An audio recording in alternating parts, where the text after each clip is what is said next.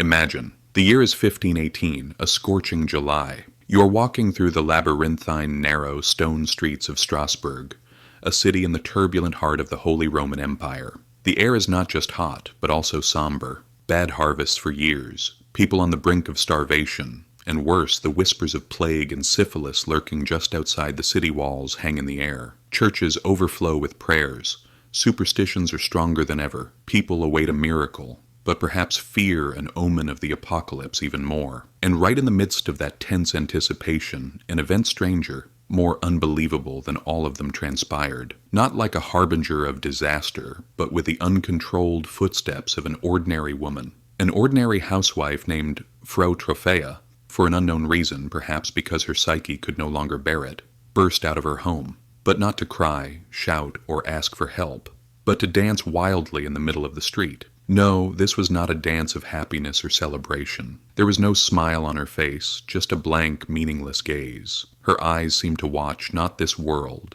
but another realm unseen by anyone else. Her body, as if possessed, pulled by invisible strings, flailed uncontrollably, for an hour, 2 hours, until sunset. And again the next day. She couldn't stop. She danced relentlessly until her feet swelled and bled from fatigue, until her body rebelled with exhaustion, seeping into her very bones. This single, unsettling performance was the eerie beginning of one of history's strangest and deadliest epidemics. This was the Strasbourg dancing plague itself. That forgotten, unbelievable nightmare where a city, quite literally, danced itself to death. Initially, Frau Troffea's strange state was attributed by her neighbors to either the extreme heat or a psychological ailment. Perhaps she had lost her mind from grief. Perhaps it was a paranormal event. Whispers multiplied, curious eyes watched her, but no one even dared to stop her. However, before a week passed, the horror of the situation intensified. This was not the madness of a single woman. This was a contagious nightmare. First, a few more people joined Frau Troffea, as if her silent scream was an invitation to the other fragile souls in the city to accompany her. Then dozens. And then, with unbelievable speed, hundreds. Strasbourg's narrow streets now overflowed with people dancing involuntarily, ceaselessly, in a hypnotic state. Merchants, artisans, servants, men, women, even children.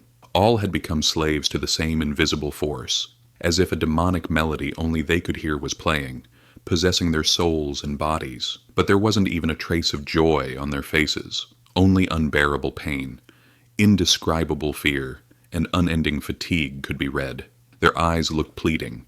Perhaps they were screaming inside, "Stop!" But their bodies, rebelling against their own will, continued to obey that terrible rhythm. They were dancing to their deaths.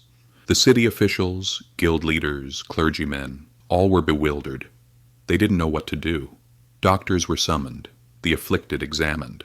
But in that era, when medical science was still in its infancy, the doctors were also helpless. Even the most respected physicians attributed the cause of this strange affliction to the popular theory of the time, an excess of hot blood. The body, according to them, was convulsing to rid itself of this excess and bad blood. And what was the solution they found? More dancing. Yes, you heard that right.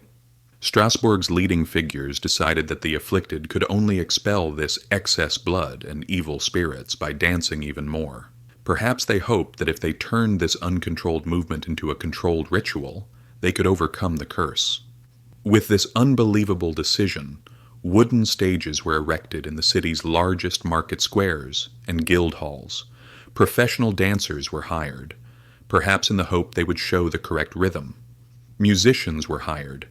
Perhaps the right melody would overcome this demonic rhythm.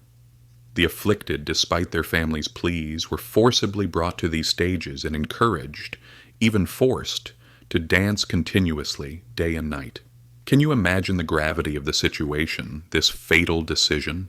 While they thought they were applying a treatment based on the only knowledge they had, they were unaware they were actually accelerating the people's deaths. Days turned into weeks. Weeks approached the end of that hot and nightmarish summer, nearing autumn. The number of dancers had reached 400, perhaps even more.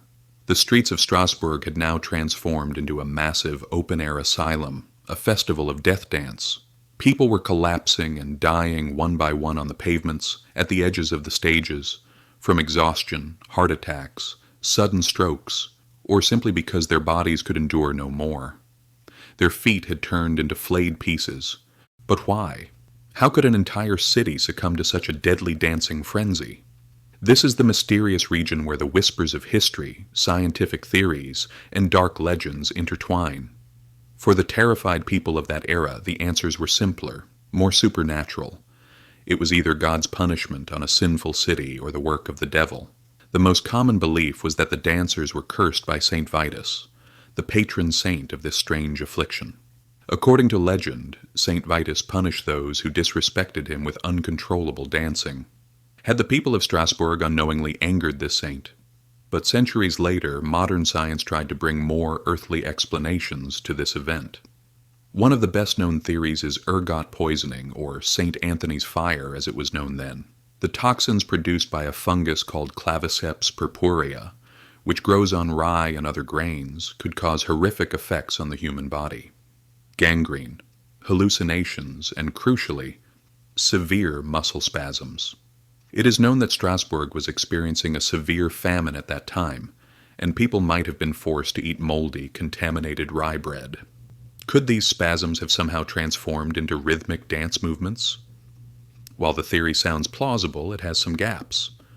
Why was only Strasbourg affected? Why did everyone poisoned only dance, while other symptoms like gangrene were not widely reported? And this theory doesn't fully explain the event lasting for weeks, months, and how people moved in organized groups. Another perhaps stronger theory is mass psychogenic illness, or mass hysteria. This is a condition where, without a physical cause, a group of people simultaneously exhibit similar bizarre symptoms: fainting, trembling, uncontrolled movements. And Strasbourg, in 1518, was in the midst of an unbelievable and deadly hysteria. Consider years of famine and poverty, the constant fear of death created by deadly diseases like the plague, leprosy, and the newly emerged syphilis, widespread superstitions and fear of curses intertwined with intense piety, the cult of Saint Vitus already being strong in the region, and the idea of a dancing curse already present in people's subconscious. Perhaps Frau Troffea's first uncontrolled movement ignited the fuse of this collective bomb, which was already ready to explode. Perhaps this dance was the way the collective unconsciousness expressed the unbearable stress and trauma. Horrific, but a kind of outcry, a cry for help. Similar tarantism outbreaks in Italy lend support to this theory. Or perhaps the answer lay not in a single cause, but in an unfortunate combination of these factors. Could a few genuine cases of ergot poisoning in a society already weakened by hunger and disease, their minds filled with superstition and fear, have triggered an uncontrollable mass hysteria epidemic? Could a spark have ignited the powder keg? We will probably never know the definitive cause. This page of history seems half erased, as if to prevent it from being fully read. All we know is that by September, the epidemic suddenly and mysteriously ended, just as it had begun. The dancers gradually stopped, collapsing to the ground, their bodies and souls exhausted. But the city was left with hundreds dead and thousands who would carry the trauma of this nightmare throughout their lives. The Strasbourg dancing plague remains an inscrutable anomaly, tucked away in the dusty shelves in the dark and strange corners of history, a chilling testament to how fragile and unpredictable the human body and mind can be in the face of extreme stress, fear, and the unknown. An unbelievable, tragic story of how dance, once an expression of joy, celebration, and life, could transform into a mass instrument of death. This is not just a strange anecdote from the Middle Ages. It is a whisper about the power of desperation, the inexplicable and perhaps the darkest corners of the human psyche. And even after 500 years, it still asks us, through what kind of trauma, what kind of experiences can the human mind lose control to such an extent? To which dark rhythms, unknown and unseen, might our bodies submit? And what do you think really happened in the streets of Strasbourg in the summer of 1518? Let's discuss this mystery together in the comments. By subscribing, you can help us bring more such whispers from the depths of history to light.